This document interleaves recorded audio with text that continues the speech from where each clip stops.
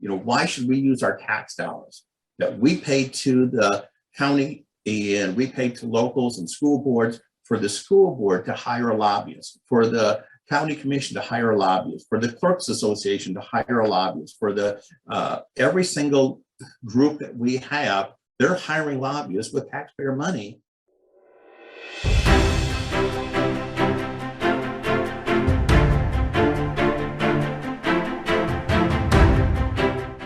Hello, everyone. I'm Brandon Lewis, founder of the Tennessee Conservative. Today, State Senator Mark Pody joins me to talk about a proposed law that would prevent taxpayer-funded state agencies from lobbying for or against specific pieces of legislation. This is a bill that I think all conservative lawmakers and Republican primary voters should rally behind.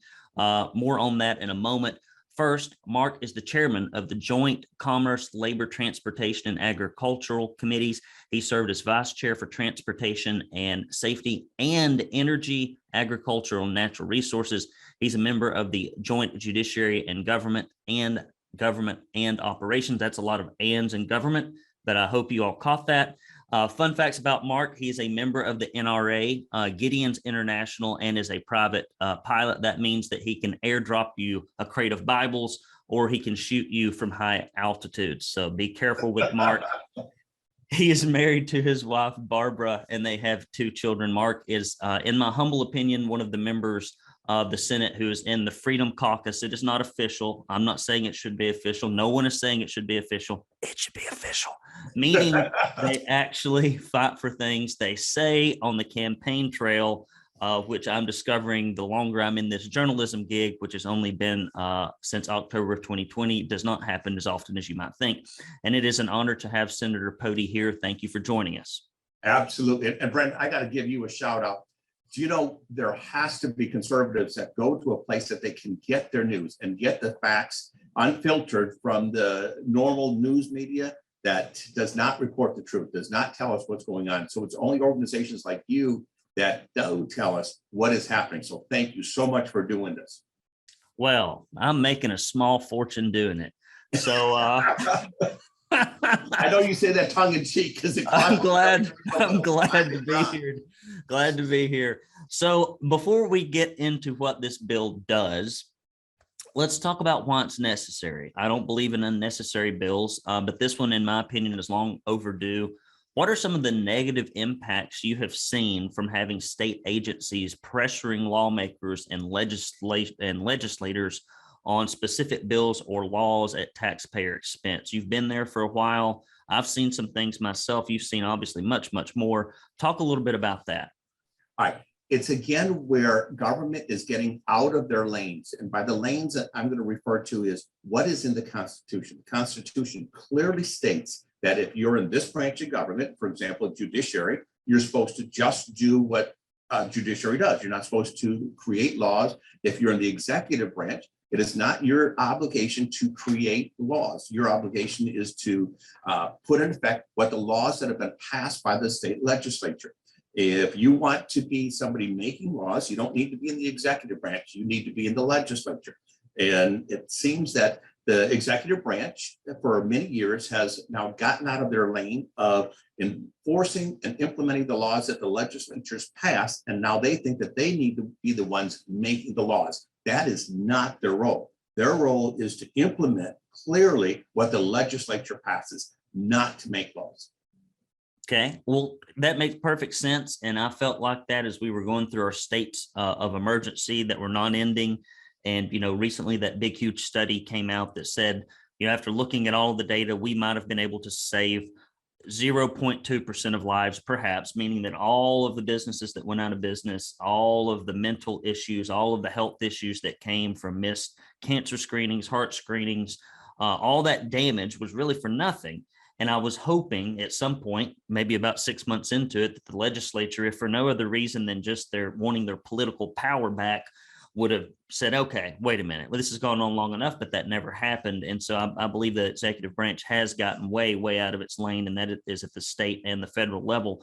What are some specific instances, if you can think of a few, I can think of a few, where you're in there, there's good laws that are better, that are good for the people, maybe good for a district. And then the state agency comes in at the 11th hour because they live up there in the capital. And they say, oh, no, this is not good. What have you seen in that regard? All right, so let me hit the first comment you made, and that was while we had this ongoing emergency, there were several of us that were saying, stop this, let's go back. We are no longer in emergency. The data showed that we were just in there for only one reason, it seemed to be to collect federal money.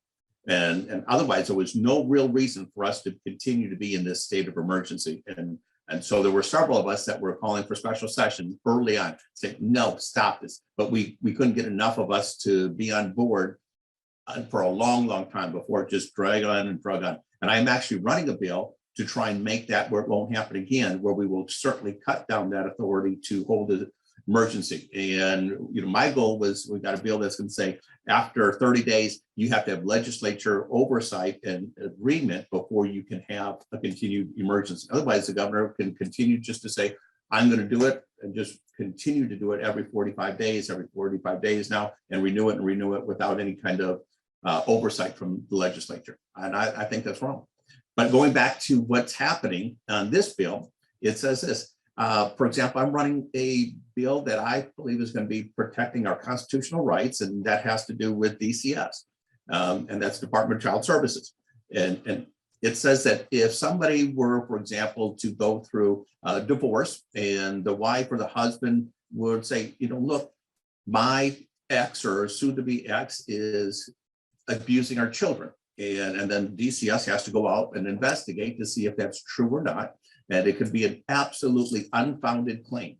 However, once that claim's on there, they go to court. And one of the things that they can ask is, have you ever been investigated by DCS? They have to say yes. Even if there was a totally unfounded claim, even if there was no reason for them to find out, their DCS investigators said there was no reason here, it was just an unfounded claim, it's still on the record forever. So my bill says that if it's an unfounded claim, that after 90 days, it should be expunged, just gone, as if it never happened, because it's going to be affecting the opportunity if they were to go for a job interview, if they wanted to get adoption, if they want to have foster children, it's going to show on their record. And DCS says, well, it won't show everywhere. We're just going to kind of keep that private. But I'm saying expunge it. You don't need it. You are innocent until proven guilty. And DCS has their lobbyists now coming down to not only say they're against it, they're going and they're going to lobby my colleagues and say, this is a bad bill. We don't want it. We should be able to keep people's records. And that happens all the time with departments coming in and saying, we believe that this is a better law than what you as a legislature are going to propose. That's not their role. Their role in the department is to give us information and help us with what is going on, not correct the legislation. Well, I absolutely agree with that. And I remember I was watching, I think it was, we had a really good piece of vaccine legislation that Janice Bowling was running, which later we ended up just passing. We had to suffer through 18 months of stupidity, for people like not seeing that this ship was sailing, and, UT Knoxville rolls in, Farrell Hale's like, well, let's put this off and forever, because some people from UTK came in, a bunch of lawyers and lobbyists, and it was like it was like he hadn't even read the thing. Somebody asked him a question, it's like, are the lobbyists for the state agencies around? And yeah. I'm like, why do the lobbyists for state agencies get to pick what happens with people's medical freedom? Aren't you there to serve your constituency, not the lobbyists from state agencies? And I could go on with 5 or 6 other examples I've seen where some state agency shows up, there's a good piece of legislation, and then just because they're in the ear, I guess, all the time, I'm not sure, it's very strange. Go to TennesseeConservativeNews.com and hit that red support button. When you do that, we will send you a proud Tennessee Conservative bumper sticker. Also, we will send you a Don't California My Tennessee bumper sticker, a directory of your state officials in the House and the Senate, that puppy right there. And if you should give $50 or more, you will get this proud Tennessee Conservative tumbler.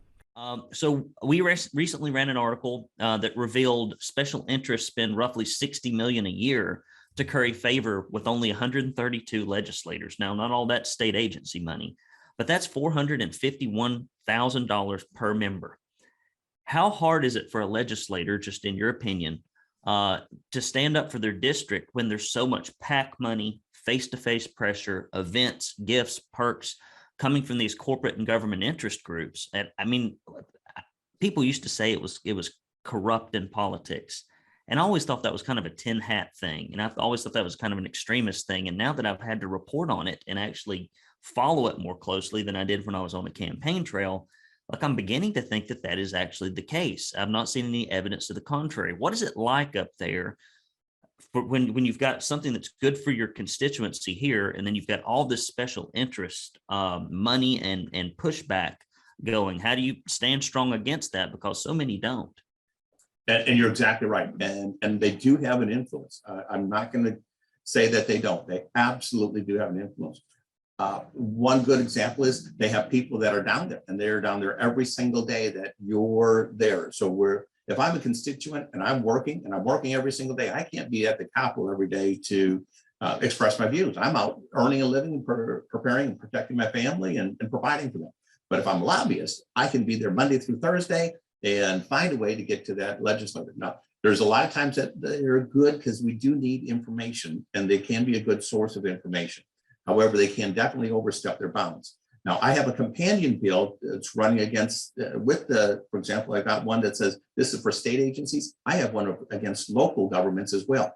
You know, why should we use our tax dollars that we pay to the county and we pay to locals and school boards, for the school board to hire a lobbyist, for the county commission to hire a lobbyist, for the clerks association to hire a lobbyist, for the every single group that we have, they're hiring lobbyists with taxpayer money to lobby against or tell us what we think that they want. I want the information that they have, but I certainly don't want them lobbying for or against our bills. Again, we're the ones that are supposed to be out there. And I'm going to tell you a prime example of what's going on right now.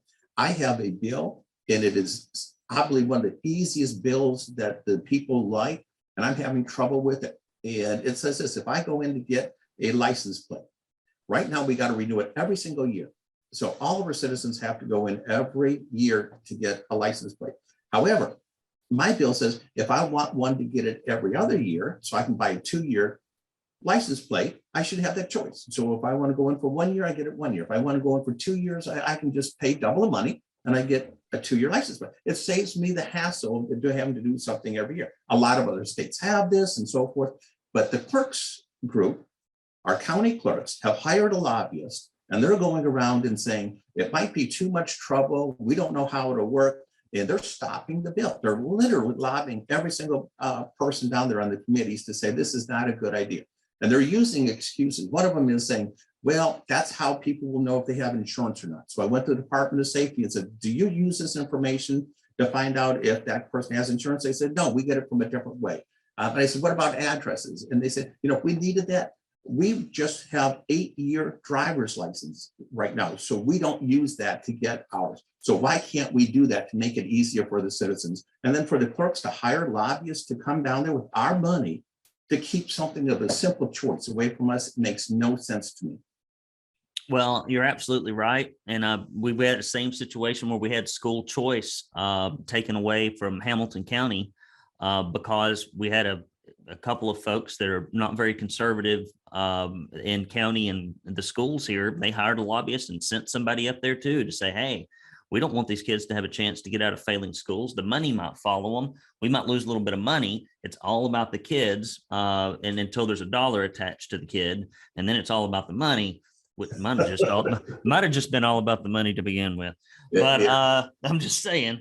And so I've seen this. And so this is a fantastic bill. We will send out a call to action along with this as well. So if somebody is watching this, sure. And if somebody wants to voice their support for this bill, knowing that as they send their emails and make their phone calls, that taxpayer lobbyists will probably be up there, saying that everything that the constituents are saying is foolish, even though they derive their income from the tax dollars.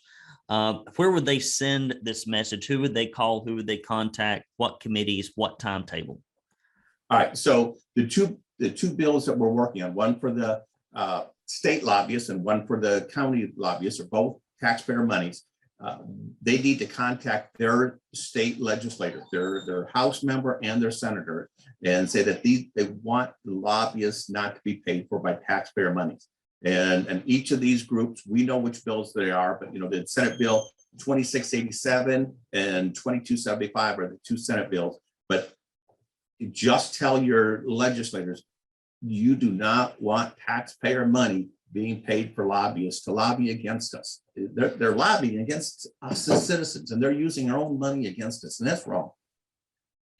It is absolutely wrong. But in what committees is that going to be heard in again? All right, so it'll go to, I believe, state and local is going to be the committees that'll be in, and we've got to let it get through these committees. So anything that we can do to get it, right now we don't have the votes to get it, and I don't think we have the votes in either the House or the Senate to get them through committees. Now, Robin Smith is working on the one in the House, and Todd Warner is working on the other one in the House as well. So we got two different bills doing the same thing, stopping taxpayer money from lobbying against us. It is amazing with a Republican supermajority that lobbying at taxpayer expense would be controversial. And yes, there's this huge disconnect. And I'm seeing it more and more again. It's like you've got conservatism here, you've got corporatism, you've got statism, and all the stuff that's on the campaign trail is conservatism. And then as soon as it's almost like you enter into this little bubble in Nashville, and it's corporatism and it's statism, and it's very. I go to speak to these conservative groups, and they want me to tell them like some good stuff, and there is some good stuff that it's almost like it goes through a big filter every session, and like a handful of conservative things get out, but a lot of often case more things are killed than get out. So we'll try to see if we can at least let them know that we're watching. And so if they agree that lobbyists at taxpayer expense is a great thing, then we can have them on record saying it. And that's a good thing right before an election. Are there any other pieces of legislation that you feel our subscribers should be paying attention to? And we've mentioned two good ones right now. All right, there's two other comments I want to make, okay? The first one is something that's being touted as really good. And I'm going to flat tell you, as a conservative, as a fiscal person that I'm looking at, 1 year ago in February, we were given a budget. And this is documented, it's public record. We were given a budget of $42 billion. 1 year later, this February, we were given the same budget document by the same person, and it is $52 billion. If we think that we go from $42 billion to $52 billion, that is a 25% increase in our state budget, and we call that conservative, it's wrong. We need to return some of this money back to the taxpayers. We have this money. We don't need new programs. This is not the time for us to start these. This money, a lot of it needs to go back to the taxpayers. We put only $50 million into the rainy day fund. And I'm going to tell you, with record surpluses, and we put the absolute minimum into the rainy day fund that we can do is a horrible black eye on us if this budget goes through. I'm very blunt. I would not vote for this budget. I cannot in good conscience say that we are going to be a conservative state, conservative legislature, if we can do a 25% increase in the budget. Now, we can hear people say, well, we have more money came in, more money from the feds, more money, whatever. So this extra money, let's give it back to the taxpayers. Let's give it back to some of the rainy day fund. Let's shore up some of the things we have without new programs, without new reoccurring expenses. We're not going to be in these kind of times where we're always getting these kind of surpluses all the time. Let's be fiscally responsible and do what's right. I think you're absolutely right, because what will happen is if Joe Biden's economy keeps going, everybody has lived through this. Like, it's been 2008 since we've had a real good humdinger of a recession. That's a long time ago now. And here we are with all this inflation, with all these inflated property values, with everything that should be like, if you've paid any attention over time, now is a good time to like save up some money in case something bad happens. And so what happens is if you spend all this money now and then the tax revenues take a dump, then everybody's no government employee is going to lose their job. It's going to either go through debt or higher taxes. And if we can do it now while we have the money to make sure we never have to endure that, I'm with you. That's the thing you do in your house. If it's good for your house, it's good for your government. Yep. So that's one thing. The other thing is I do have a Senate Bill 2276, and this is patients' rights. This is probably one of the key pieces of legislation that I'm putting through this year. It says this: that as a patient, if you have a loved one that goes in the hospital, they have certain rights. And unfortunately, we've heard too many cases where people have gone to the hospital and the hospital has said, well, we are not going to let anybody in to visit them. We're going to decide what the treatment is. We know best. And they're not getting the treatment that they want. They're not getting the medicines they want. And a good example would be somebody going in and they want ivermectin. And they say, this is what I want. But so-called medical experts are going to say, you don't know what you need. We know better. And we're going to give you what we think is right. Unfortunately, they make a whole lot more money with the programs that the federal government will give them on those kind of treatment programs. But people have died without their loved ones in the hospital with them. People have died without saying, this is the choice of treatment that I want. And that's got to stop. That is absolutely wrong. And I will tell you this, if I want my taxes done, I can hire a CPA, any CPA I want, but it's up to me to make those decisions if I want to follow that advice or not. If I want to go and hire an attorney, it's up to me. It's my life that's on trial, and I make the decision of what is best for me in a courtroom. If I go in any other area, just like that, it's up to me that's going to be make that decision responsible for it. But in healthcare, it's changing that we believe that people in the hospital, people in the government, people in insurance companies know what's better for me, my very life, and the life of my loved ones than myself. Nobody's got a bigger stake on it than me, and we got to protect those rights. We got to protect it against government. I'm the one that should make the decisions for my own health and the health of my loved ones. If I'm in the hospital, I want my wife making decisions for me, not some doctor I don't know, not some hospital, not some protocol from CDC. I want my own personal doctor who I know and trust. I want my family making these decisions, not somebody else. 100% agree. And it's been terrible. I got tons of emails, calls, just because we run a conservative news publication and will actually print the truth about some of these things that now we know are commonly known facts about all this mess we've been through, that were fact checked 6 months ago as being fake, that are now reality. And that has happened over and over again in many of these cases with different preventative treatments that we now know to be true, and other things that they used to recommend and jump up and down. This is the only way to save somebody with this ailment, which actually turned out to, in many cases, kill them. Yes. And here we are.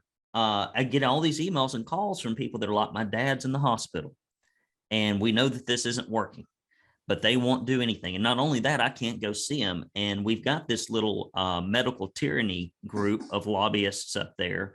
And of that huge 60 million that is spent every year, I don't know that about a third of it's not medical lobbyists, because they're so intertwined with the government. And they really want what's in their corporate interests. They do not want what's in our constituent interest. And a case in point is my wife and I had a home birth, 2 kids, right? One at the house, one at somebody else's house, because it's against state law to have a home birth center next to a hospital because they're afraid they'll lose the money.